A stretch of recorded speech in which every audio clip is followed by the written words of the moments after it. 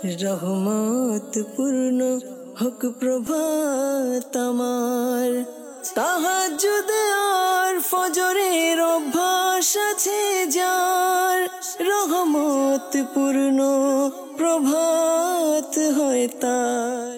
আলহামদুলিল্লাহি রাব্বিল আলামিন, আসসালাতু ওয়াসসালামু আলা সাইয়্যিদিল মুরসালিন, আম্মা বা'দু, আউযু বিল্লাহি মিনাশ শাইতানির রাজীম, বিসমিল্লাহির রহমানির রহিম।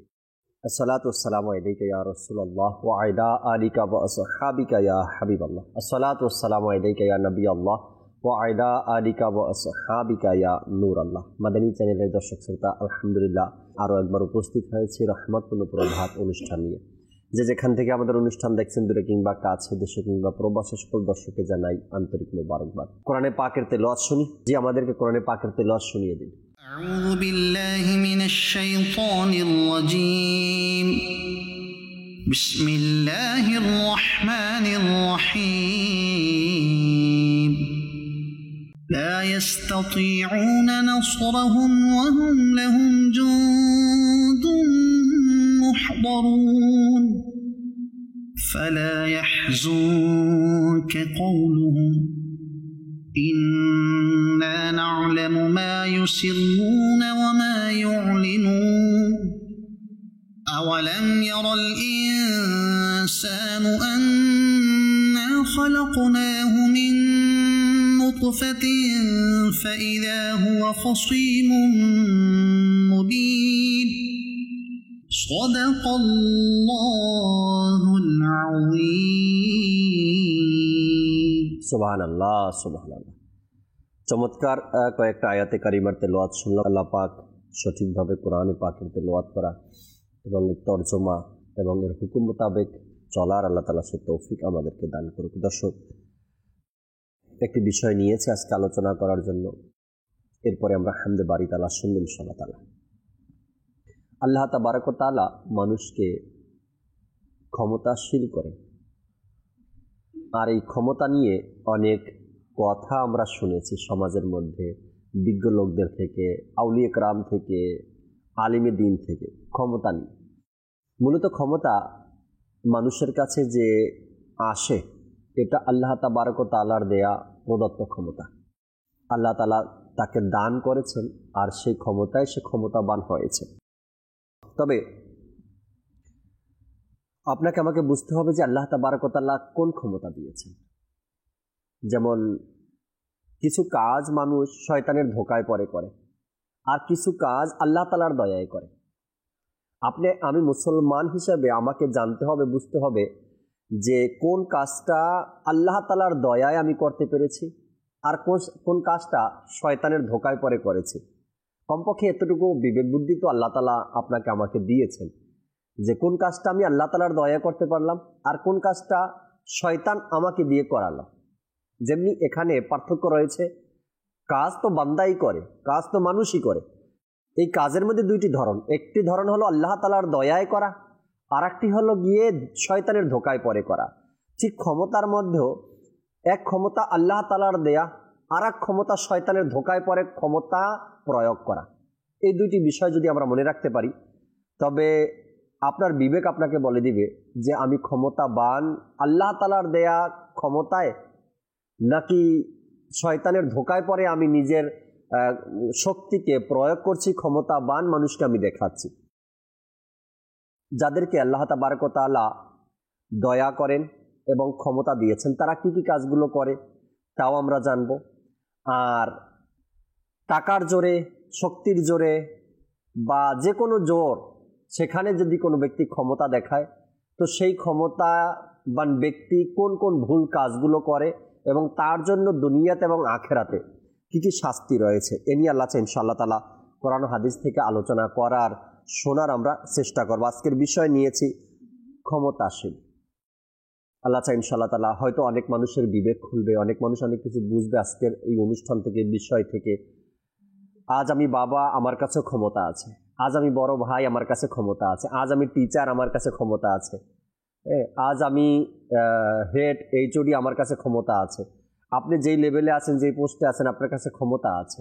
এই ক্ষমতাকে কোথায় প্রয়োগ করবেন, কোথায় এই ক্ষমতা দেখাবেন, এই ক্ষমতার জোর কতটুকু আছে, কতটুকু আপনি দেখাতে পারবেন, কতটুকু সীমাবদ্ধতা আছে আপনার, প্রত্যেকটা বিষয় কিন্তু ইসলাম আমাদেরকে দিক নির্দেশনা দিচ্ছে।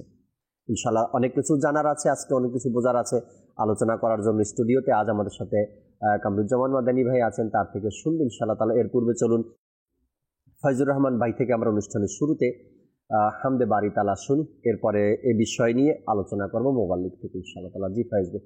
ফরমানে মুস্তাফা সাল্লাল্লাহু আলাইহি ওয়াসাল্লাম, নিয়াতুল মুমিনি খায়রুম মিন আমালিহি, মুমিনের নিয়ত তার আমলের চেয়ে উত্তম। আমি নিয়ত করছি আল্লাহ তাআলা এবং তার হাবিব সাল্লাল্লাহু আলাইহি ওয়াসাল্লামের সন্তুষ্টি এবং সওয়াব অর্জনের জন্য হামদে বারি তাআলা পাঠ করব।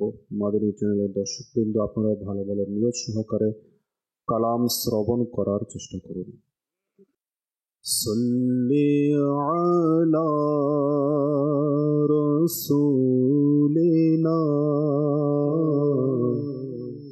সাল্লি আলা মুহাম্মাদিন, সাল্লি আলা শফিঈনা, সাল্লি আলা মুহাম্মাদিন।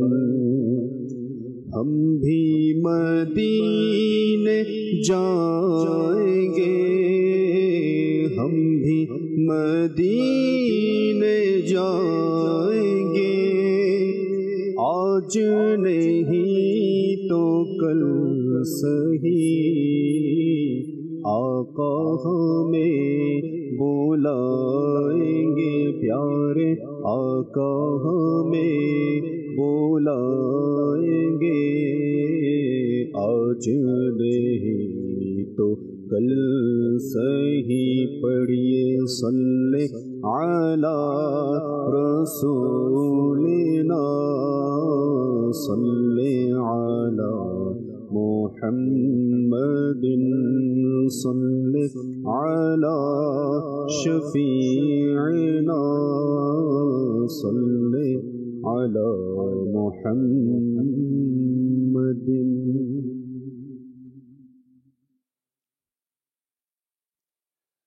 ला इलाहा इल्लल्लाह, ला इलाहा इल्लल्लाह, ला इलाहा इल्लल्लाह, ला इलाहा इल्लल्लाह, ला इलाहा इल्लल्लाह,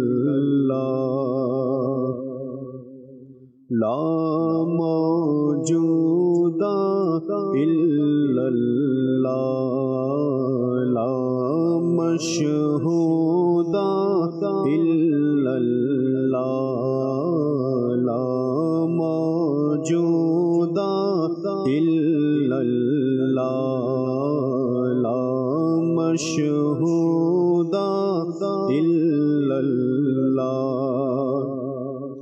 ला मक़सूदा इल्लल्लाह, ला मक़सूदा इल्लल्लाह, ला मअबूदा इल्लल्लाह, ला इलाहा इल्लल्लाह, ला इलाहा इल्लल्लाह, ला इलाहा इल्लल्लाह।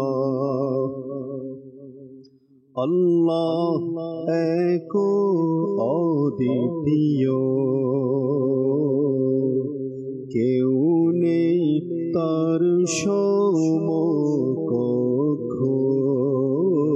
আল্লাহ এক অদ্বিতীয়, কেউ নেই তার সমকক্ষ। নেই তার অংশীদার কেহ, নেই তার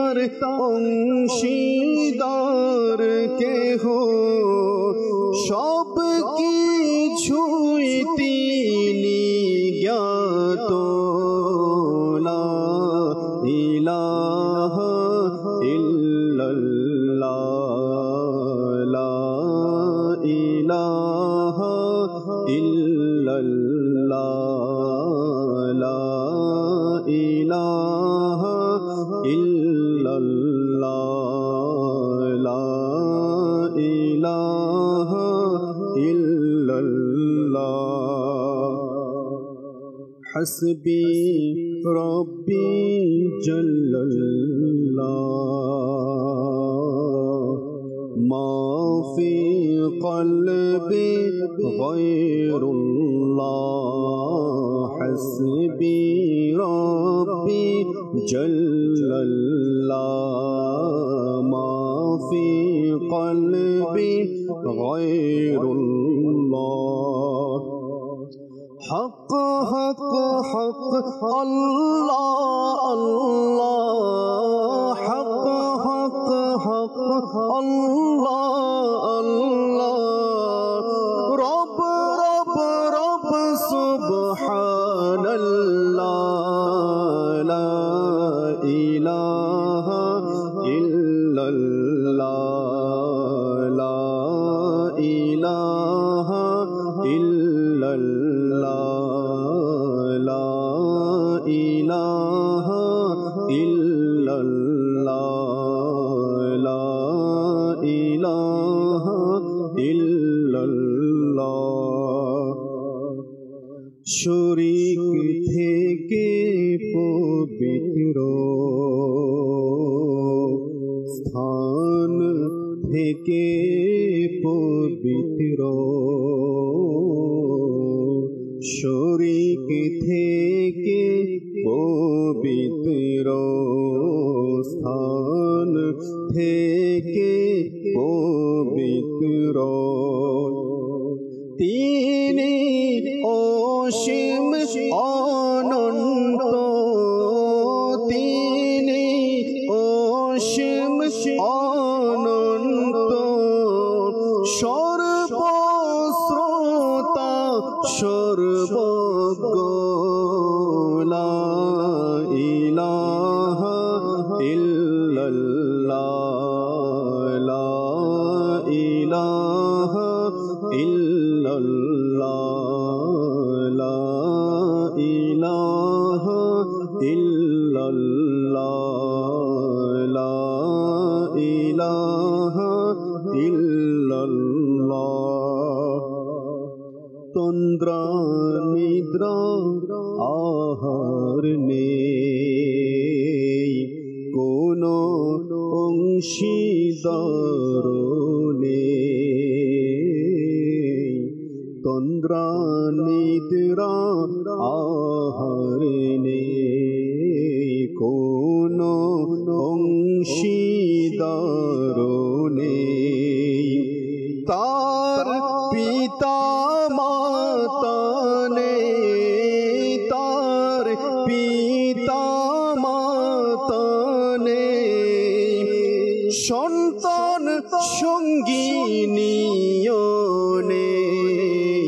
লা ইলাহা ইল্লাল্লাহ, লা ইলাহা ইল্লাল্লাহ, লা ইলাহা ইল্লাল্লাহ, লা ইলাহা ইল্লাল্লাহ, লা ইলাহা ইল্লাল্লাহ, মুহাম্মাদুর রাসূলুল্লাহ সাল্লাল্লাহু তাআলা আলাইহি ওয়াসাল্লাম। মাশাআল্লাহ, চমৎকার ভাবে আমরা আল্লাহ তাবারক ওয়া তাআলার প্রশংসা, আল্লাহ যে এক, এর উপরেও চমৎকার কিছু কথা আমরা এই হামদে বারি তাআলার মধ্যে শুনেছি। আল্লাহ পাক আমাদেরকে বোঝার এবং আমল করার তৌফিক দিক। দর্শক, আলোচনার জন্য যে বিষয় আজকে আমরা নিয়েছি, ক্ষমতাশীলতা। নুরুজ্জামান ভাই থেকে আশা করব শুরুতেই যদি সকল ক্ষমতার মালিক তো আল্লাহ তাআলা। এ ব্যাপারে কোরআনে অসংখ্য আয়াতে কারিমা ইরশাদ করেছেন আল্লাহ তাআলা সকল ক্ষমতার মালিক আল্লাহ। এতে কোনো সন্দেহ কারণে এটা অস্বীকার করারও কারো ক্ষমতা নেই, কারো সাধ্য নেই, সে যে ব্যক্তি হোক না কেন, সকল ক্ষমতার মালিক আল্লাহ। আল্লাহ তাবারক ওয়া তাআলা এক একজনকে এক একভাবে সৃষ্টি করেছেন, এক একজন মাখলুক আল্লাহ তাআলা এক একভাবে সৃষ্টি করেছেন। এই সকল ক্ষমতার মালিক আল্লাহ। আর আজ আমাদের বিষয় নেওয়া হয়েছে ক্ষমতাশীলতা। এরপরে যে আমি শুরুতে কথাগুলো বলছি এদিকে আসবে ইনশাআল্লাহ তাআলা। কামরুজ্জামান ভাই, আমরা তো এটাই জানি এবং কোরআন তো এটাই বলে সকল ক্ষমতার মালিক আল্লাহ তাআলা, তাই না? আসলে এটা বলছেন সব ক্ষমতার মালিক আল্লাহ পাক। এটি আল্লাহ সুবহানাহু ওয়া তাআলা নিজেই একাধিক আয়াতে কারিমার মধ্যে প্রমাণ করেছেন এবং আমাদেরকে বুঝিয়েছেন। ইন্নাল্লাহা আলা কুল্লি শাইইন কাদির, এই আয়াতে কারিমা মোটামুটি আমরা সকলে জানি। আরও কিছু আয়াতে কারিমা আল্লাহ সুবহানাহু ওয়া তাআলা এই ব্যাপারেও ইরশাদ করছেন, যেমনটি আল্লাহ সুবহানাহু ওয়া তাআলা সূরা বাকারাতে ইরশাদ করেন, ইয়াকাদুল বারকু ইয়াখতাফু আবসারহুম কুল্লামা আদআ লাহুম মাশাউ ফীহি ওয়া ইযা আযলামা আলাইহিম ক্বামু ওয়ালাউ শাআল্লাহু লাযাহাবা বিসামিইহিম ওয়া আবসারিহিম ইন্নাল্লাহা আলা কুল্লি শাইইন কাদির। আল্লাহ সুবহানাহু ওয়া তাআলা ইরশাদ করেন যে ইয়াকাদুল বারকু ইয়াখতাফু আবসারহুম, যে আল্লাহ সুবহানাহু ওয়া তাআলা এই আয়াতে কারিমে ইরশাদ করছেন বিদ্যুৎ চমকে তাদের দৃষ্টিশক্তি কেড়ে নেওয়ার উপক্রম হয়। যখনই বিদ্যুতালোক তাদের সামনে উদ্ভাসিত হয় তখন তারা পথ চলে যায়, এবং যখন অন্ধকারে ঢেকে যায় তখন তারা থমকে দাঁড়ায়। আল্লাহ ইচ্ছা করলে তাদের শ্রবণ ও দৃষ্টিশক্তি হরণ করতে পারেন। অর্থাৎ আল্লাহ সুবহানাহু ওয়া তাআলা এখানে যে ক্ষমতাবান সেটি ইরশাদ করছেন, ওয়ালাউ শাআল্লাহু লাযাহাবা বিসামিহিম ওয়া আবসারিহিম, আল্লাহ পাক চাইলে মুহূর্তে তাদের দৃষ্টিশক্তি, তাদের শ্রবণ শক্তিকে উঠিয়ে নিতে পারে, কেড়ে নিতে পারে। অপর অংশে ইরশাদ করছেন, ইন্নাল্লাহা আলা কুল্লি শাইইন কাদির, নিশ্চয়ই আল্লাহ সুবহানাহু ওয়া তাআলা সকল বিষয়ে ক্ষমতাবান, সকল বিষয়ে ক্ষমতাবান। অপর আয়াতে কারিমার মধ্যে অপর একটি অংশ ইরশাদ করছেন, মা নানসাখ মিন আয়াতিন আও নুনসিহা নাতি বিখাইরিন মিনহা আও মিসলিহা আলাম তাআলাম আন্নাল্লাহা আলা কুল্লি শাইইন কাদির। এই আয়াতে কারিমার মধ্যে আল্লাহ পাক ইরশাদ করছেন যে আলাম তাআলাম, আপনি কি জানেন না, আন্নাল্লাহা আলা কুল্লি শাইইন কাদির, যে আল্লাহ পাক সর্ববিষয়ে সকল বিষয়ে ক্ষমতাবান। আপনি যেটা বলছেন যে বারংবার আল্লাহ সুবহানাহু ওয়া তাআলা একাধিক আয়াতে কারিমার মধ্যে ইরশাদ করছেন যে আল্লাহ সুবহানাহু ওয়া তাআলা সকল কিছুর ঊর্ধ্বে, আল্লাহ পাক সর্ববিষয়ে ক্ষমতাবান। যেহেতু প্রসঙ্গ আসছে ক্ষমতাবান, এবং আল্লাহ পাক এত ক্ষমতাবান হওয়া সত্ত্বেও তিনি কিন্তু আমাদেরকে ক্ষমা করছেন। তিনি আমাদের ভুলসমূহ ক্ষমা করছেন, আমাদের অপরাধগুলো তিনি ক্ষমা করছেন। ইন্নাল্লাহা ইয়াগফিরুয যুনুবা জামিআ, যে আল্লাহ পাক সকল গুনাহগুলো ক্ষমা করেন। আর ক্ষমা করার আল্লাহ সুবহানাহু ওয়া তাআলা একটি গুণ, আল্লাহ পাকের সিফাত হচ্ছে আল্লাহ পাক বান্দার গুনাহকে ক্ষমা করবেন। দেখুন আল্লাহ সুবহানাহু ওয়া তাআলা এত ক্ষমতাবান হওয়া সত্ত্বেও তিনি বান্দাকে ক্ষমা করেন। যদি আমরা আমাদের দৃষ্টির দিকে তাকাই, আমাদের অবস্থানের দিকে তাকাই, আমরা কোনো কিছুর ক্ষমতার অধিকারী না, তারপর আমরা মানুষকে ক্ষমা করতে জানি না। আর এই ক্ষমার একাধিক ফজিলত ও ইবাদতের মধ্যে এসেছে যে ক্ষমা করার ফজিলত কি। আর আল্লাহ সুবহানাহু ওয়া তাআলা এই ক্ষমা করার ব্যাপারে আয়াতে কারিমা ইরশাদ করেন, ওয়া ইন তাফু ওয়া তাসফাহু ওয়া তাগফিরু ফা ইন্নাল্লাহা গফুরুর রহিম। এই আয়াতে কারিমার মধ্যে আল্লাহ পাক সাবধান করছেন যে তুমি আমার বান্দাকে ক্ষমা করো, আমি তোমার জন্য ক্ষমাশীল হব। যদি তুমি আমার বান্দার প্রতি অবিচার করো, আমি তোমার প্রতি দয়া করব। তুমি যদি আমার বান্দাকে ক্ষমা করো, আমি তোমাকে ক্ষমা করব। আর এই ক্ষমার ব্যাপারে হাদিস পাকের মধ্যে এক একটি চ্যাপ্টারে এসেছে। আল্লাহ রাসূল সাল্লাল্লাহু আলাইহি সাল্লাম ক্ষমার ব্যাপারে একাধিক ফজিলত ইরশাদ করছেন। এক ব্যক্তি বারগাহ রিসালাতে আরজ করলো, ইয়া রাসূলুল্লাহ সাল্লাল্লাহু আলাইহি সাল্লাম, খাদিমকে আমি কতবার ক্ষমা করব? সুবহানাল্লাহ। রাসূল করিম সাল্লাল্লাহু আলাইহি সাল্লাম কোন উত্তর না দিয়ে চুপ রইলেন। লোকটি পুনরায় তার প্রশ্নটির পুনরাবৃত্তি করল। এবারও রাসূল করিম সাল্লাল্লাহু আলাইহি সাল্লাম কোনো উত্তর দিলেন না। যখন লোকটি তৃতীয়বার আরজ করলেন, তখন রাসূল করিম সাল্লাল্লাহু আলাইহি সাল্লাম করলেন 70 বার। আল্লাহ, তুমি 70 বার তোমার গুলামকে, তুমি তোমার খাদিমকে তুমি ক্ষমা করবে। এই হাদিসে পাকের ব্যাখ্যা করতে গিয়ে মুফতি আহমদ ইয়ার খান নুআইমি রাহমাতুল্লাহি তাআলা লিখেছেন, আরবিতে 70 সংখ্যাটি আধিক্য বোঝানোর জন্য আসে, অর্থাৎ প্রতিদিন তুমি তাকে অসংখ্যবার ক্ষমা করুন। এটা তখন প্রযোজ্য হবে যদি তার কাছ থেকে ইচ্ছাকৃতভাবে নয় বরং অনিচ্ছাকৃতভাবে ভুল ত্রুটি কিংবা অপরাধ পাওয়া যায় এবং কুপ্রবৃত্তির ভিত্তিতে যেন না হয়।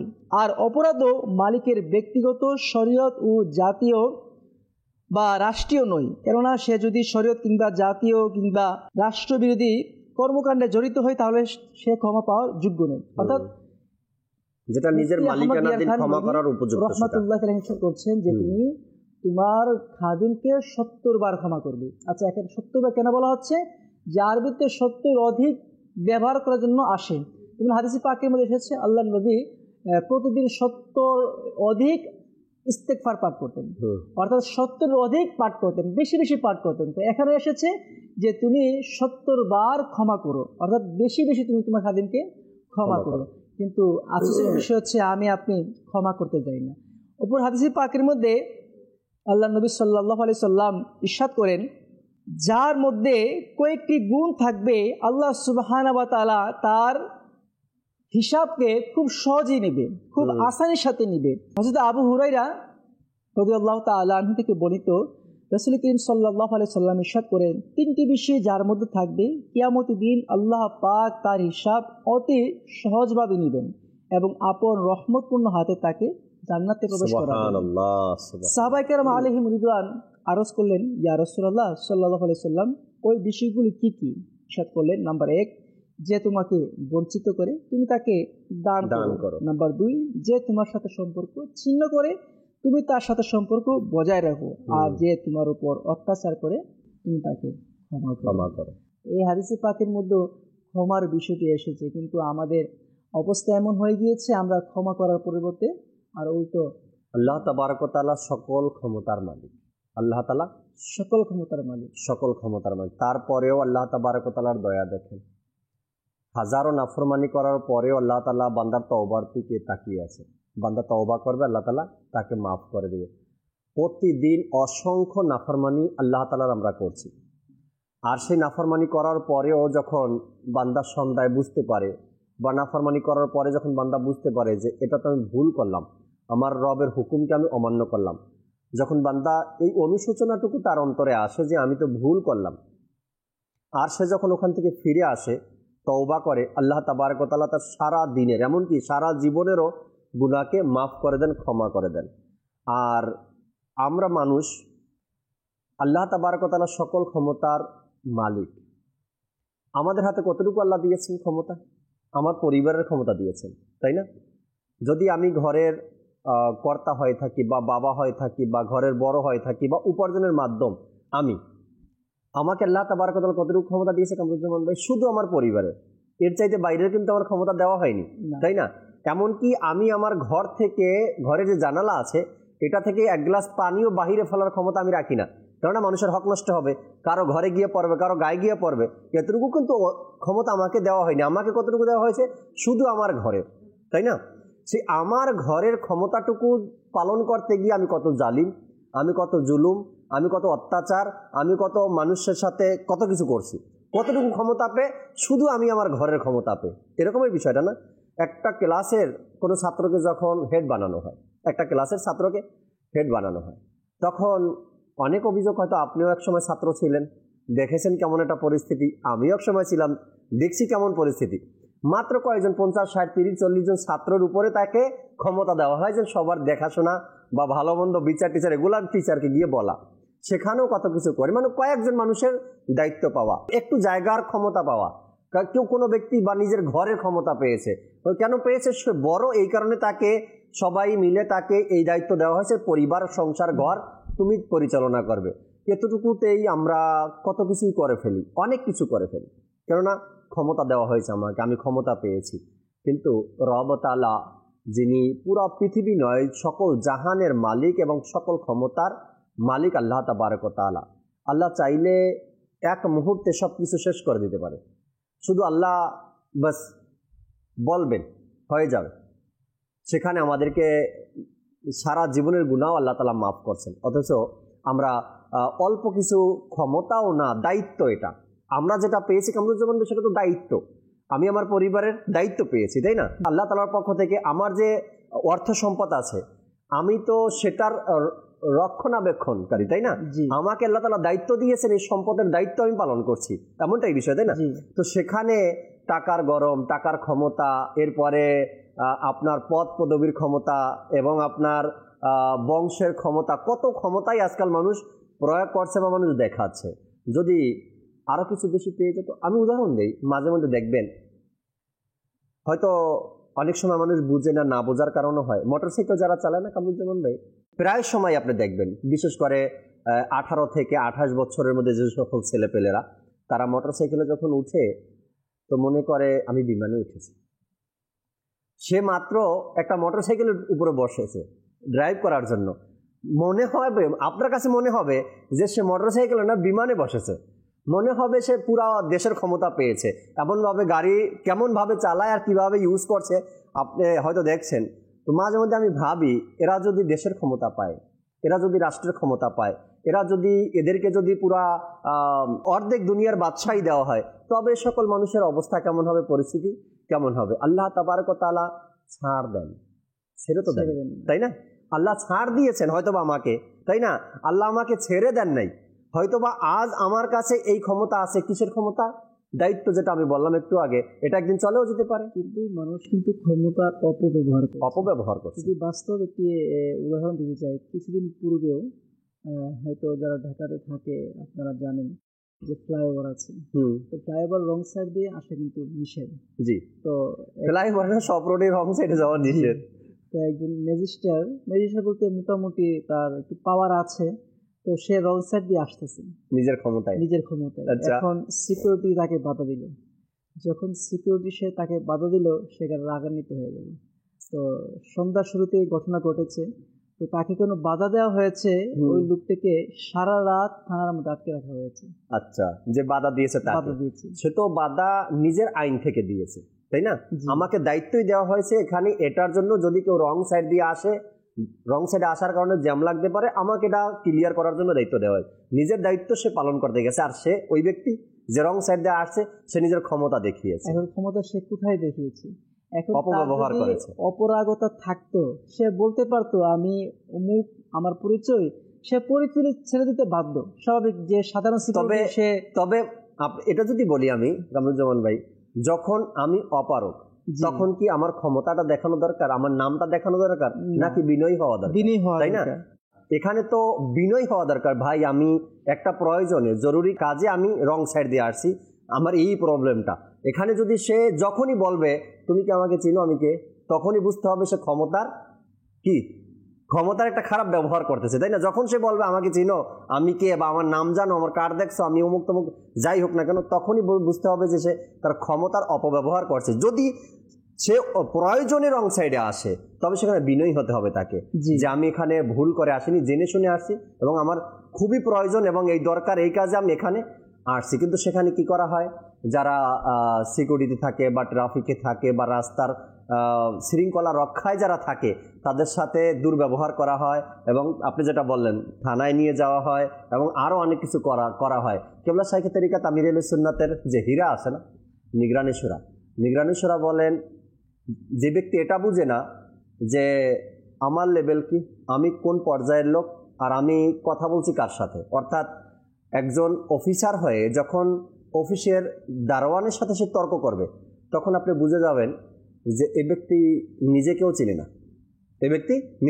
না, এখন আপনি যেই হন না কেন, হয়তোবা আপনি সরকারি কোনো প্রতিষ্ঠানে চাকরি করেন, সেখানে আপনি একজন ট্রাফিকের সাথে তর্ক করা, এরপরে আপনার দারোয়ানের সাথে তর্ক করা, বা নিজের ভুলটাকে স্বীকার না করতে পারা, অনেক কিছু বিষয় এখানে চলে আসে। যদি আমরা একটু চিন্তা করি, তবে নিজের ক্ষমতা আর যার কথা বা যে ব্যক্তিরাই এমন করে, আজ আছে কাল নেই, আল্লাহ তাআলা দিয়েছেন, আবার নিয়েও চলেও যেতে পারে। এই ক্ষমতার কতক্ষণ থাকে দুনিয়াবি, তবে হিফাজতে থাকা দরকার, চিন্তা ভাবনা করা দরকার যে আল্লাহ তাআলা যে আমাকে নিয়ামত দিয়েছেন, এই নিয়ামতের আমি কেমন ব্যবহার করছি, খারাপে ব্যবহার করছি না ভালোর দিকে ব্যবহার করছি। আলোচনা শুনছি দর্শক শ্রোতা, অনেক সময় নাতে রসুল মকবুল সাল্লাল্লাহু আলাইহি সাল্লাম শুনি আমরা, এরপর দর্শকের কল আর SMS এর দিকেও যাওয়ার চেষ্টা করো। ফয়জুর রহমান ভাই একটি নাতে রসুল কালাম আমাদেরকে শুনিয়ে দিন অনুষ্ঠান।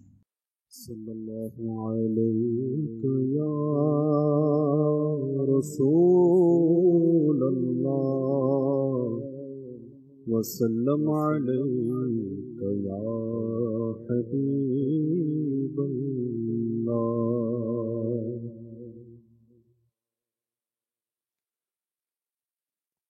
ওগো প্রিয় নবী, ওগো নূরে খোদা, ওগো প্রিয় নবী, ওগো নূরে খোদা, আমিও যেতে চাই মদিনারি পানে, আমি এক অসহায়, করো তুমি কৃপা, আমি এক অসহায়, করো তুমি কৃপা। জীবন চলে আমার তব অনুদানে, ওগো প্রিয় নবী, ওগো নূরে খোদা, জীবন চলে আমার তব অনুদানে, ভিখারি হইলাম আমি তব দ্বারে, জীবন চলে আমার তব অনুদানে, ভিখারি হইলাম আমি তব দ্বারে, যাব কার কাছে তোমায় আমি ছেড়ে, যাব কার কাছে তোমায় আমি ছেড়ে, তোমার সব পরিবার দেয় মুক্ত মনে,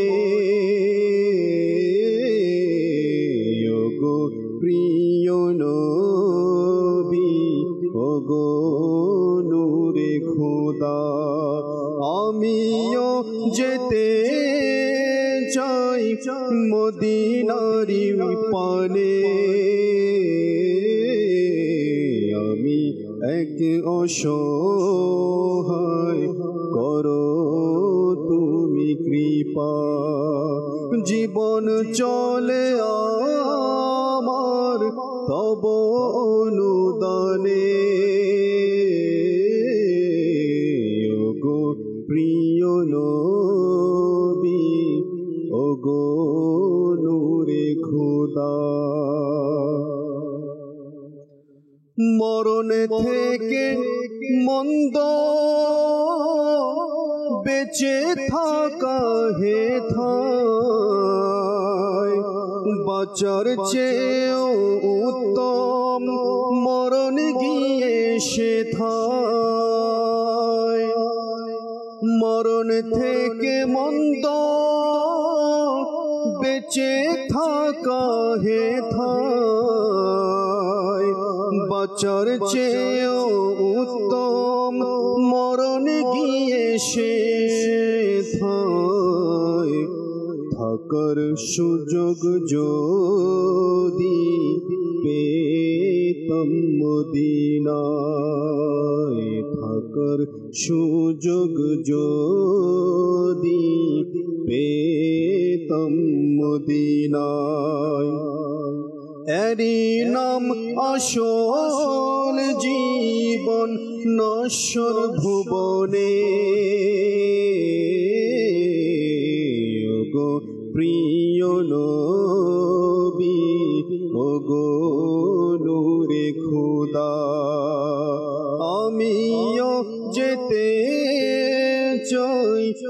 মদিনারি পানে আমি এক অসহায়, করো তুমি কৃপা। জীবন চলে আমার তব অনুদানে, ওগো প্রিয় নবী, ওগো নূরে খোদা। চাইতে পারি না দানার দক্ষিণা, আবেদনের নিয়ম নীতি জানি না। চাইতে পারি না দানার দক্ষিণা, আবেদনের নিয়ম নীতি জানি না। তোমায় ছেড়ে আমি যাব কার কাছে, তোমায় ছেড়ে আমি যাব কার কাছে। রয়েছে তব দয়া আমার এই জীবনে, ওগো প্রিয় নবী, ওগো নূরে খোদা। আমিও যেতে চাই মদিনারি পানে, আমি এক অসহায়, করো তুমি কৃপা। জীবন চলে আমার তব অনুদানে, ওগো প্রিয় নবী, ওগো নূরে খোদা। ওগো প্রিয় নবী, ওগো নূরে খোদা, ওগো প্রিয় নবী, ওগো নূরে খোদা। আল্লাহ সুবহানাল্লাহ। আলোচনা শুনছিলাম ক্ষমতা নিয়ে, আর কালাম, চমৎকার কালাম শোনালেন ফয়জুর রহমান ভাই, যে পৃথিবীতে আল্লাহ তাবারক ওয়া তাআলা আমার হুজুর সাল্লাল্লাহু আলাইহি সাল্লামকে যে ক্ষমতা দিয়েছেন, আল্লাহ চাই ইনশাআল্লাহ তাআলা কামরুজ্জামান ভাই আগামী চাঁদের পরের চাঁদে, অর্থাৎ সফরের পরে রবিউল আউয়াল, আর আমির আহলে সুন্নাতের চিন্তা ভাবনার উপর লাখো সালাম। পৃথিবীতে তেমন দ্বিতীয় কোনো ব্যক্তি বর্তমান সময় খুঁজে পাওয়া যাবে না, কত সূক্ষ্ম চিন্তা ভাবনা। কারো মাথায় ছিল না যে এবছর 1500 মিলাদ উদযাপন হবে, 1500তম মিলাদ উদযাপন হবে। কেবলা শাইখে তরিকাত আমির আহলে সুন্নাতের চিন্তা ভাবনা খুঁজে বের করলেন এবং আশিককে জানাই দিলেন। আল্লাহ ইনশাআল্লাহ তাআলা। আর যে রবিউল আউয়ালে মাদানী চ্যানেলের যে আয়োজন, আর সেখানেও নবী করিম সাল্লাল্লাহু আলাইহি সাল্লামের ক্ষমতা নিয়ে আল্লাহ ইনশাআল্লাহ তাআলা চমৎকার আলোচনা মোবাল্লিগে দাওয়াত ইসলামী করবেন। আর পৃথিবীতে আল্লাহ তাবারক ওয়া তাআলা, পৃথিবীতে হোক আর আখিরাতে হোক, আল্লাহ তাবারক ওয়া তাআলার ক্ষমতায় নবী করিম সাল্লাল্লাহু আলাইহি সাল্লাম যে ক্ষমতাবান, তা দ্বিতীয় আর কেউ পায়নি, তাই না? আল্লাহ তাআলার দয়ায় ক্ষমতা, আল্লাহ তাআলার ক্ষমতায় যে ক্ষমতাবান আমার নবী, এরকমের আর কোরআনে পাকের মধ্যে এর আয়াতে কারিমা নাজিল হয়েছে। হুজুর সাল্লাল্লাহু আলাইহি সাল্লাম হাদিসে পাকের মধ্যে, হাদিসে কুদসির মধ্যে ইরশাদ হয়েছে যে ক্ষমতা আল্লাহ তাআলা আমার নবীকে দিয়েছেন। দর্শকের কিছু কল আছে আমাদের সাথে, কয়েকটা কল শুনি, এরপরে ফিরবো আলোচনায়। জি, কল শুনিয়ে দিন। আমার নাম রাশিদুল করিম। মাদানের চ্যানেলটা আমার খুব ভালো লাগে, আমি সবসময় দেখি। আমি হচ্ছে কালাম শুনতে চাই, আর টিয়া নাই পয়সা নাই। আচ্ছা, চট্টগ্রামের ভাষায় আর টিয়া নাই পয়সা নাই আপনি কালাম শুনতে চেয়েছেন, যদি সম্ভব হয় ফয়জুর রহমান ভাই শোনাবেন ইনশাআল্লাহ।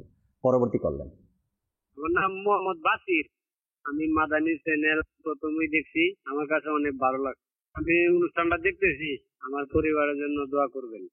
আল্লাহ তাআলা আপনাকে আপনার ঘরের মানুষকে ভালো রাখুক, সুস্থ রাখুক। দোয়া আপনাদের জন্য সবসময়। পরবর্তী কল। মানে মোহাম্মদ মেহেদী হাসান। আমি একটা নাচ শুনতে চাই। নাচটি হলো বাগদাদের মুসাফির আমার সালাম। আচ্ছা, বাগদাদের মুসাফির আমার সালাম। হ্যাঁ, এই মনকাবাত শুনতে চেয়েছেন, সাথেই থাকুন, শোনাবো। পরবর্তী কল। মোহাম্মদ রানা, আমরা আমাদের পরিবারের সবাই দেখি মাদানী চ্যানেল, ইনশাল্লাহ খুব ভালো লাগে, আমার খুবই পছন্দ। আপনাদের যে বিষয়গুলি নেওয়া হয় আমাদের কাছে খুবই ভালো লাগে।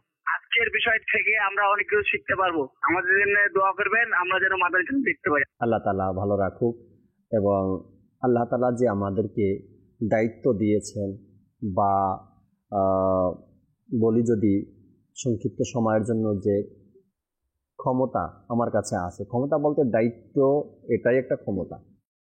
অল্প সময়ের জন্য আল্লাহ দিয়েছেন, সেটাকে যেন আমরা সঠিকভাবে কাজে লাগাতে পারি। আল্লাহ তাআলা বোঝার তৌফিক দিক। পরবর্তী কল। মেহেদী হাসান রাফি, আমি একটি নাচ শুনতে চাই। আমারই মনে এই বাসনা। আমারই মনের এই বাসনা, শোনাবো, সাথেই থাকুন। পরবর্তী কল। মোহাম্মদ জৈনুদ্দিন, সাউগা জেলা। আমরা দেখছি আপনার চ্যানেলটা, খুব ভালো লাগে আমাকে। দোয়া করেন আমার জন্য। দোয়া করি আপনাদের সবার জন্য, সকল দর্শকের জন্য দোয়া করি। আল্লাহ তাআলা সবাইকে ভালো রাখুক। মাদানী চ্যানেলের সাথেই থাকবেন ইনশাআল্লাহ তাআলা, এবং অনুষ্ঠান দেখবেন, আর সব সময় অনুষ্ঠানের সাথেই থাকবেন। একজন SMS করেছেন আমাদেরকে, আসসালামু আলাইকুম। ওয়ালাইকুম আসসালাম ওয়া রাহমাতুল্লাহি ওয়া বারাকাতুহু। রাজশাহী থেকে একটি নাচ শুনতে চাই। ভালোবাসার সুদা মোরে দাও রসুল। ফয়জুর রহমান ভাই এমন কোনো কালাম, ভালোবাসার সুদা মোরে দাও রসুল, শোনাবো ইনশাআল্লাহ তাআলা, সাথেই থাকুন। আমরা কিছু আলোচনাও শুনি আরও, যে বিষয় আজকে নিয়েছি, ক্ষমতাশীলতা। আপনার আশেপাশে যদি কোনো ব্যক্তিকে দেখেন এমন যে ক্ষমতার ভুল কাজে ক্ষমতা ব্যবহার করছে, সেক্ষেত্রে হয়তো আপনার আমার অনেক সময় কিছু করণের থাকে না, কামরুজ্জামান ভাই, তাই না? এমন কোনো ব্যক্তি, এমন কোনো লোক নিজের ক্ষমতাকে খারাপভাবে প্রয়োগ করছে, সেখানে আমাদের কিছু করার থাকে না। আমরা এতটুকু করতে পারি, তার জন্য দোয়া, যে আল্লাহ তাকে সঠিক বুঝ দান করে। আরও কিছু কথা যদি কামরুজ্জামান ভাই শেয়ার করতেন আমাদের সাথে। জি অবশ্যই, আমরা বারংবার শুনে আসছি আপনি যেটা বলছেন যে ক্ষমতা, আল্লাহ ক্ষমতা, মানুষের একটা কথা এখানে বলি, মনে পড়ে গেল, তাই এরপর আপনাকে শুনবো। ক্ষমতা কি চিরস্থায়ী আমাদের জন্য? দুনিয়াবি মানুষ বা আমরা যারা দুনিয়াদার, আমাদের জন্য কি ক্ষমতা চিরস্থায়ী? যদি এটা আমি বুঝতে পারি যে যতটুকু ক্ষমতা বলি আর দায়িত্ব বলি, যতটুকু আমি পেয়েছি এটা চিরস্থায়ী না, তবে আমাকে সেটা কীভাবে ব্যবহার করতে হবে, তাই না? একটা মাটির কলসি, যেটা আমরা ঘরে ইউজ করি না, মাটির কলসি, সেটা জানি আমরা ভেঙে যাওয়ার সম্ভাবনা আছে, এটাকে কিভাবে ব্যবহার করি, কত আদর যত্নে। ঠিক আমাদের মনে হয় যতটুকু আল্লাহ তাআলা দিয়েছেন ক্ষমতা বা দায়িত্ব, এটাকে যেন আমরা ওইভাবে মাটির কলসির মতো ইউজ করি, তাই না? জি বলে। হাদিসে পাকের মধ্যে এসেছে, যদি কোনো ব্যক্তি দুইজন কিংবা কয়েকজনের দায়িত্ব তার কাছে থাকে, তাহলে কিয়ামতের ময়দানে তার হাত পিছনে বাঁধা অবস্থায় উঠানো হবে। আল্লাহ, পিছনে হাত বাঁধা অবস্থায় তাকে হাসর ময়দানে নিয়ে আসা হবে, সে ভালো করুক কিংবা খারাপ। জি। এখন যদি দুনিয়াতে সে তার অধীনস্থদের সাথে সৎ আচরণ করে থাকে, তাদের হক আদায় করে থাকে, তাহলে তাকে ছেড়ে দেওয়া হবে। আর যদি সে যদি দুনিয়াতে হক আদায় না করে থাকে, তার ক্ষমতার অপব্যবহার করে থাকে, তাহলে হাত বাঁধা অবস্থায় তাকে জাহান্নামে নিক্ষেপ করা হবে। এজন্য ক্ষমতার অপব্যবহার করা এটা কখনো সমুচিত নয়। আর আমরা কিসের ক্ষমতাবান? সকল কিছুর ক্ষমতাবান হচ্ছে আল্লাহ সুবহানাহু ওয়া তাআলা। যেমনটি ইব্রাহিম আলাইহিস সালাম নমরুদের সাথে কিছু কথোপকথন করেছেন। ইব্রাহিম আলাইহিস সালাম বিশ্বাস করছেন যে আমার আল্লাহ তো রব্বি আল্লাযী ইউহয়ী ওয়া ইউমীত, যে আমার প্রতিপালক তো তিনি, যিনি জীবন দান করে এবং মৃত্যু দান করে, জীবিতকে মৃত্যু করেন, আবার মৃত্যুকে জীবিত করেন, এটি আমার প্রতিপালকের কাজ। তো নমরুদ বলল, আনা উহি ওয়া উমীত, এটা তো আমার কাজ, আমিও তো পারি, আমি তো মানুষকে জীবিত করতে পারি, মৃত্যু করতে পারি, যেমন যে নির্দোষ তাকে আমি হত্যা করতে পারি, যে অপরাধী তাকে আমি ছেড়ে দিতে পারি, এ ক্ষমতা আমারও তো আছে।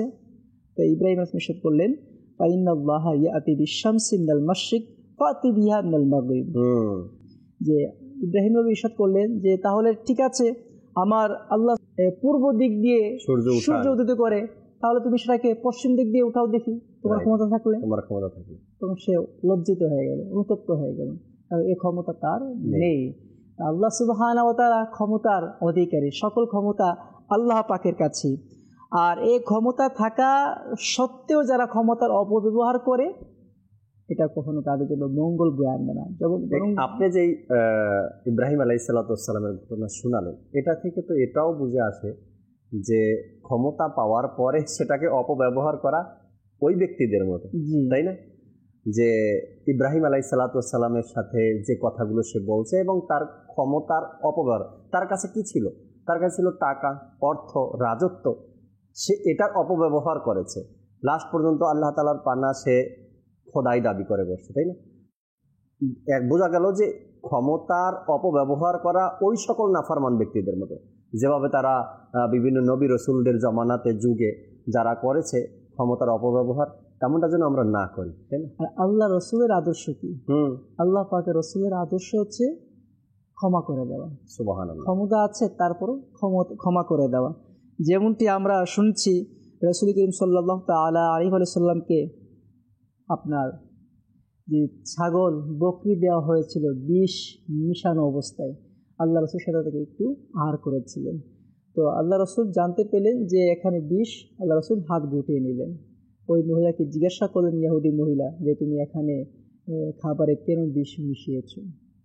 পরে সে স্বীকার করেছে, বলে আমি আপনাকে হত্যা করার জন্য বিষ মিশিয়েছি। আল্লাহ রসুল তাকে ক্ষমা করে দিলেন।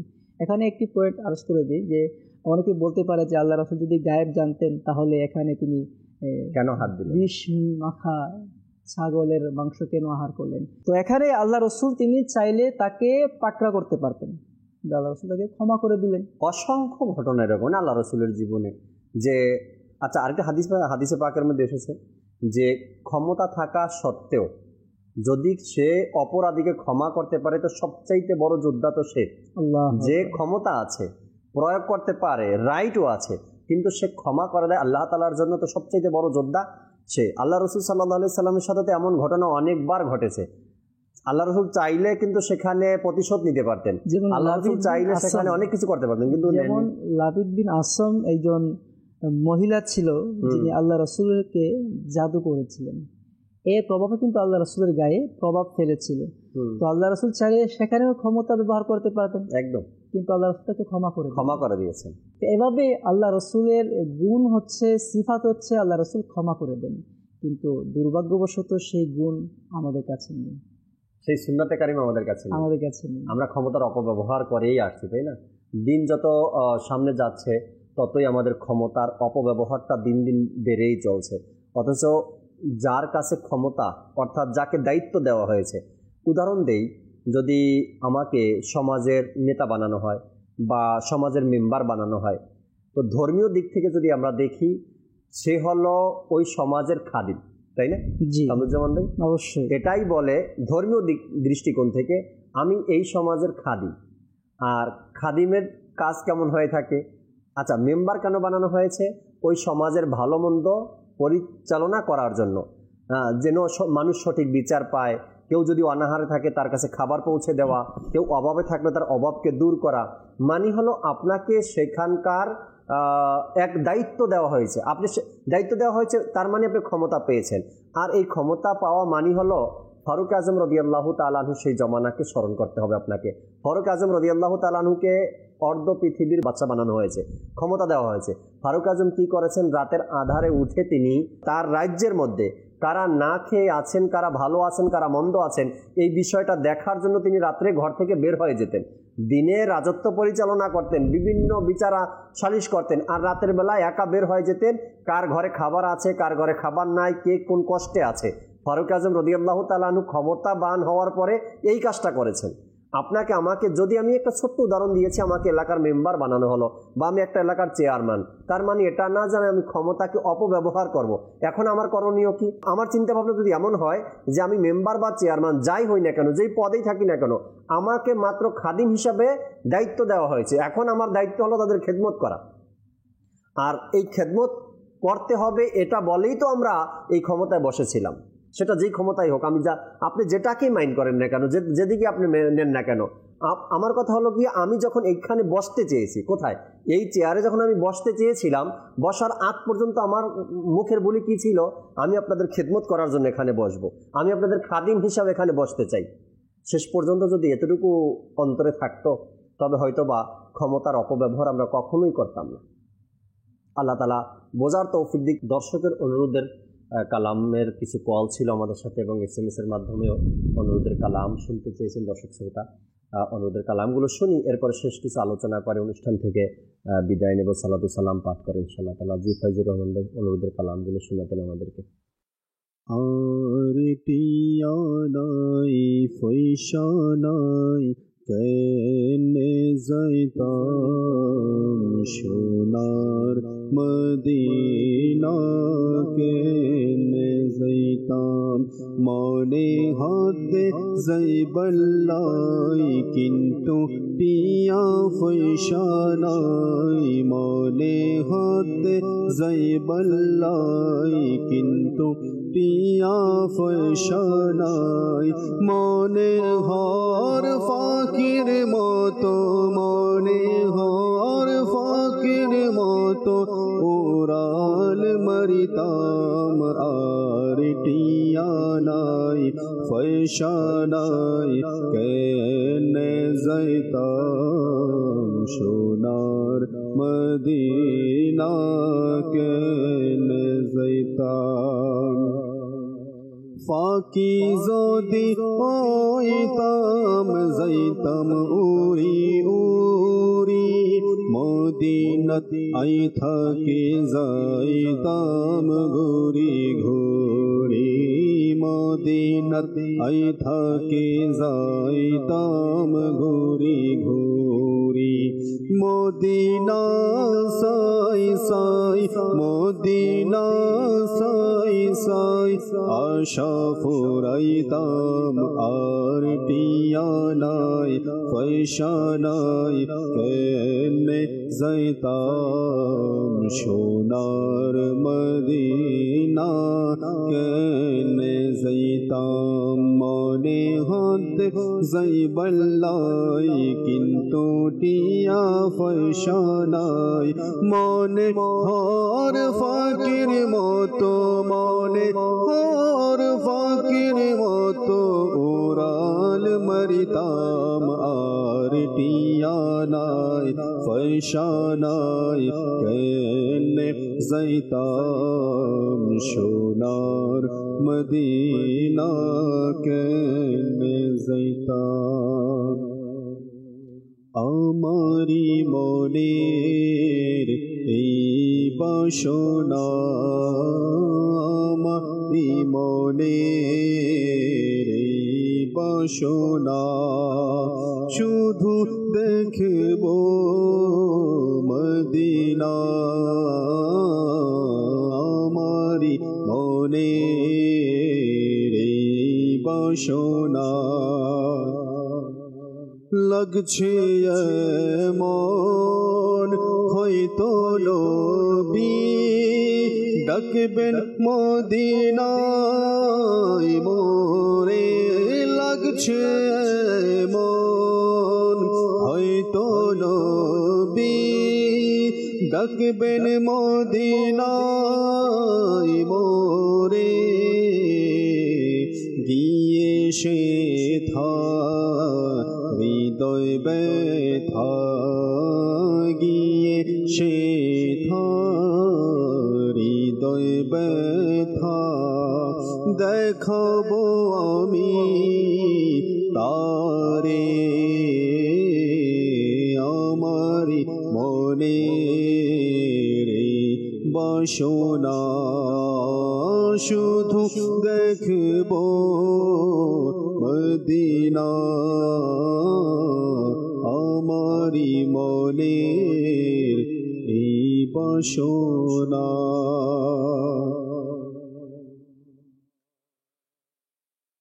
বাগদাদের ওহে মুসাফির, পৌঁছে দিও মোর সালাম, বাগদাদের ওহে মুসাফির পৌঁছে দিও মোর সালাম অশ্রু সজল নয়নে মুর্শিদকে দিও মোর সালাম অশ্রু সজল নয়নে মুর্শিদকে দিও মোর সালাম বাগদাদের ওহে মুসাফির পৌঁছে দিও মোর সালাম হে পীর গৌসে আজম সৌভাগ্য পাবো আমি কবে হে পীর গৌসে আজম সৌভাগ্য পাবো আমি কবে গিয়ে বলবে তাহার দ্বারে আসবে কবে এই গোলাম গিয়ে বলবে তাহার দ্বারে আসবে কবে এই গোলাম বাগদাদের ওহে মুসাফির পৌঁছে দিও মোর সালাম বাগদাদ ওয়ালা মুর্শিদ দুয়ারে ডেকে নাও মুর্শিদ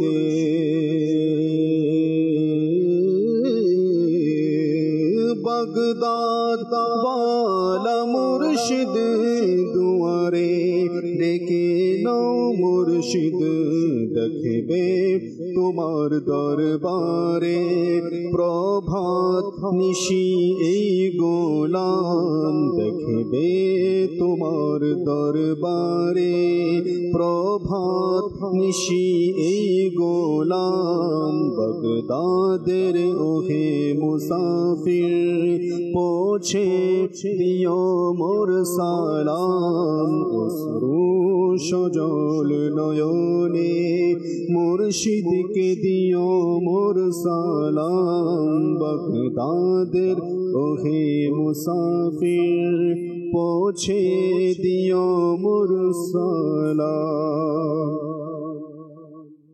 ভালোবাসার সুধ মোরে দাও রাসূল তোমার দিওয়ানা মোরে বানাও রাসূল ভালোবাসার সুধ মোরে দাও রাসূল তোমার দিওয়ানা মোরে বানাও রাসূল স্বপনে এসে আমার একবার তুমি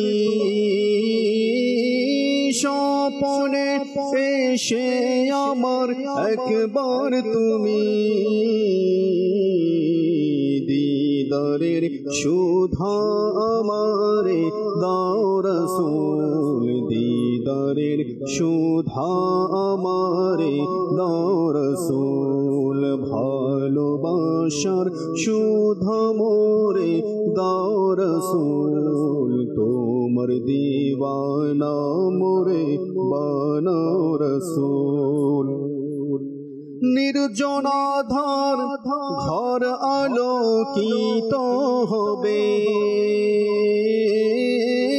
নির্জনাধার ঘর আলোকিত হবে যদি এসে মুচকি হাসি দাও রাসূল যদি এসে মুচকি হাসি দাও রাসূল ভালোবাসার সুধা মোরে দাও রাসূল তোমার দিওয়ানা মোরে বানাও রাসূল ভালোবাসার সুধা মোরে দাও রাসূল তোমার দিওয়ানা মোরে বানাও রাসূল সুবহানাল্লাহ সুবহানাল্লাহ। অনুরোধের কালামগুলো শুনতেছিলাম আমরা এতক্ষণ পর্যন্ত। ফাইজুর রহমান ভাইকে শুকরিয়া আদায় করছি, দর্শকের অনুরোধের কালামগুলো শোনাচ্ছেন আপনি। আলোচনা করছিলাম দর্শক ক্ষমতাশীলতা, চমৎকার এক বিষয়। আর আপনাদের কলগুলো শুনছি, ওদের কালামগুলো শুনলাম। শেষ দুই একটা কথা শুনি আমরা কামরুজ্জামান ভাই থেকে, এরপরে আল্লাহ চাই ইনশাআল্লাহ সালাতু সালাম পাঠ করবো এবং অনুষ্ঠান থেকে বিদায় নেব। জি কামরুজ্জামান। এসেছে যা তিরমিজি শরীফের 2023 হাদিসে পাক। জি। উম্মুল মুমিনিন হযরত সাইয়্যিদুনা আয়েশা সিদ্দিকা তয়্যিবা তাহেরা রাদিয়াল্লাহু তাআলা আনহা থেকে বর্ণিত, তিনি বলেন, আমার মাথার তাজ সাহিবে মিরাজ মাহবুবে রব্বে বেনিয়াজ হুজুর নবী করিম সাল্লাল্লাহু আলাইহি ওয়াসাল্লাম স্বাভাবিকভাবে মন্দ কথা বলতেন না, রূপকভাবেও না।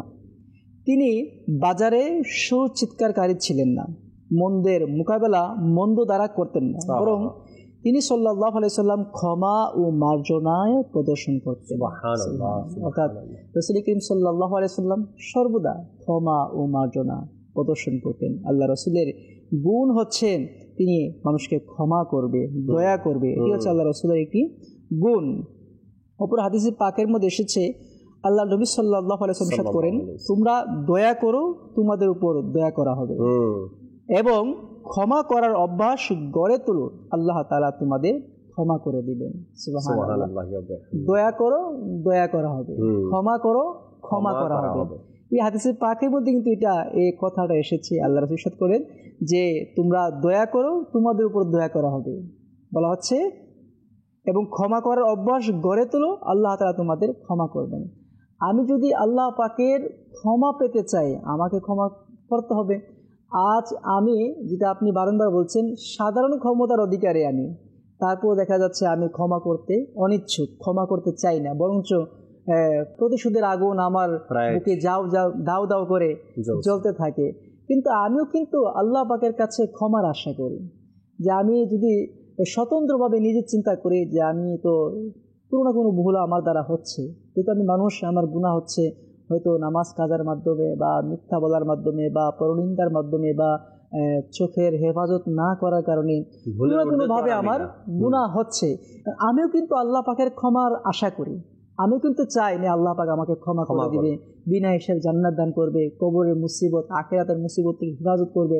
আচ্ছা, যেখানে আপনি আল্লাহ পাকের কাছে আশা করছেন এত বড় অপরাধী হওয়া সত্ত্বেও, কিন্তু আপনার অধীনস্থ যেখানে আপনার ক্ষমতা আছে, আপনি কি এটা আপনার মনে আসে না যে আমি তাদেরকে ক্ষমা করে দিব?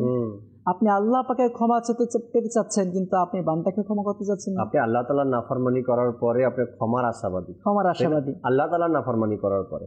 আর আপনি যাকে পাকড়াও করছেন বা আপনি যাকে শাস্তি দিচ্ছেন বা আপনি যাদের উপর জুলুম অত্যাচার চালাচ্ছেন, তারা তো দুনিয়াবি একটা প্রবলেম করছে বা আপনার সাথে অসুবিধা হয়েছে বা আপনার বুঝে আসেনি, তাই না? এটা তো আপনার সাথে, তো আপনার চেয়ে বড় না। হ্যাঁ, কিন্তু আমি তো রবের নাফরমানি করছি, তাই না? এরপরেও সবসময় আশাবাদী, আল্লাহ আমাকে ক্ষমা করুন, আল্লাহ আমাকে মাফ করুন। চমৎকার হাদিসে পাক যেটা আপনি শোনালেন যে ক্ষমা করো, ক্ষমা করা হবে। আজ ক্ষমতা আছে হাতে, চাইলে কাউকে ধমক দিতে পারি। আজ ক্ষমতা আছে হাতে, চাইলেই কাউকে মারতে পারি। আজ ক্ষমতা আছে হাতে, চাইলেই আত্মসাৎ করতে পারি, কেউ বলার মতোই নেই। আত্মসাৎ করতে পারি, কিন্তু কেউ আমাকে বলবে এই সাহসও মানুষ রাখে না, কেননা আমার কাছে ক্ষমতা আছে। ঠিক আছে, ক্ষমতা আপনার কাছে আছে, এই ক্ষমতার দিন শেষও তো আছে। এখন ক্ষমতা কোথায় ব্যবহার করতে হবে এটা আপনাকে জানতে হবে। যে আপনি প্রথম ইরশাদ করেছেন যে যদি কেউ উপরস্থ ব্যক্তি দারোয়ানের সাথে তর্ক করে, এটা তার কাছে মিচিং হয় না, সে নিজেকে চিনতে পারে না। এখন আমি যেটা আপনাকে পূর্বে বলেছিলাম যে বাস্তব উদাহরণটি, যে সেই ম্যাজিস্ট্রেট একজন সিকিউরিটির সাথে সে অপব্যবহার করেছে ক্ষমতার। তো ক্ষমতা কোথায় প্রয়োগ করতে হবে এটা কিন্তু আমাদের জানা আবশ্যক। আমার ক্ষমতা আছে, প্রয়োগ করে দিলাম, এটি আসলে কোনোভাবে সমুচিত মানানসই না। এই জন্য আপনি, আমরা সবাই আল্লাহ তাবারক ওয়া তাআলার বান্দা।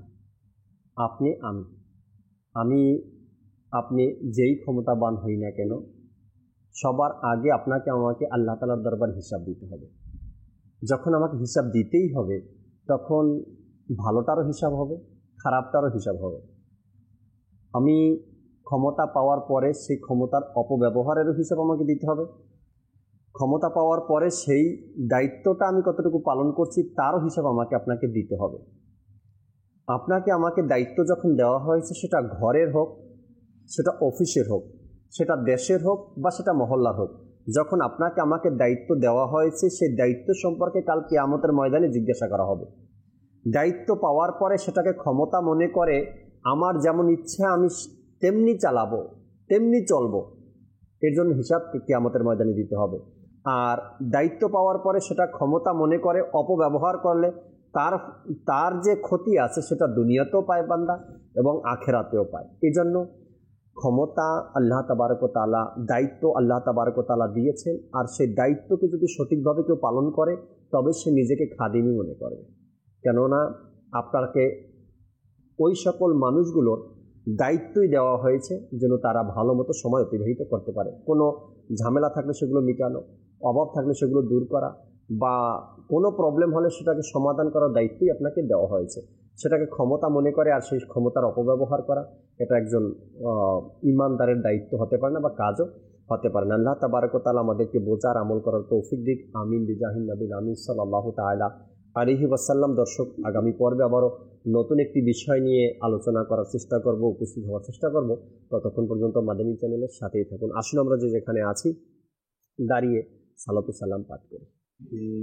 মদিনার শ্রেষ্ঠ বাদশাহ আসসালাতু ওয়াসসালাম, হে মদিনার শ্রেষ্ঠ বাদশাহ আসসালাতু ওয়াসসালাম। আরশে আযমের তারকা, আরশে আযমের তারকা আসসালাতু ওয়াসসালাম, হে মদিনার শ্রেষ্ঠ বাদশাহ আসসালাতু ওয়াসসালাম। রব্বি হাবলি উম্মতি বলে তুমি ধরায় এলে, রব্বি হাবলি উম্মতি বলে তুমি ধরায় এলে। ক্ষমা পেল উম্মতেরা, ক্ষমা পেল উম্মতেরা আসসালাতু ওয়াসসালাম, হে মদিনার শ্রেষ্ঠ বাদশাহ আসসালাতু ওয়াসসালাম। ফেরেশতারা পড়ে দুরূদ মহান খোদার আদেশে, ফেরেশতারা পড়েন দুরূদ মহান খোদার আদেশে। পড়ব না কেনই বা আমরা, পড়ব না কেনই বা আমরা আসসালাতু ওয়াসসালাম, হে মদিনার শ্রেষ্ঠ বাদশাহ আসসালাতু ওয়াসসালাম, হে মদিনার শ্রেষ্ঠ বাদশাহ আসসালাতু ওয়াসসালাম।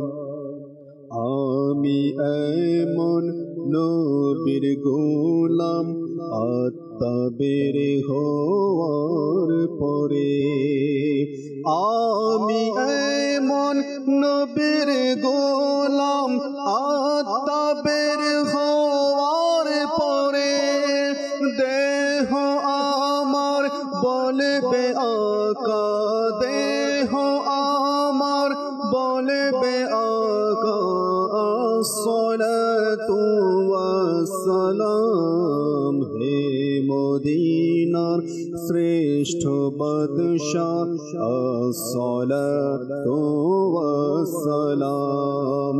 আরশে আযমের তারকা, আরশ আযমের তারকা আসসালাতু ওয়াসসালাম হে মদিনার শ্রেষ্ঠ বাদশাহ আসসালাতু ওয়াসসালাম মুস্তাফা জানে রহমত পে লাখো সালাম শমঈ বজ মে হিদায়ত পে লাখো সালাম غوث اعظم امام توقا والنوقا جلوائے شان قدرت پہ لاکھوں سلام ڈال دی قلب